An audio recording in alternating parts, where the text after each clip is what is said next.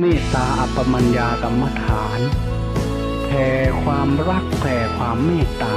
พระพุทธเจ้าท่านกล่าวว่าภิกษุทั้งหลายวัฏสงสารอันไม่มีเบื้องต้นทำการที่สุดนี้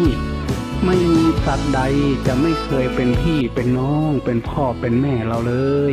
ฝึกเมตตาขึ้นมาเมตตาอัปปมัญญาไม่มีเบื้องต้นไม่มีประมาณนะแผ่เมตตาไปไม่มีประมาณเบื้องต้นเบื้องล่างเบื้องขวางอานิสงส์แห่งเมตตานี่มันจะเกิดขึ้นมาได้จะก่อนจะมีเมตตาต้องมีขันติมีความอดมีความทนตั้งปันได้ก็หัดอด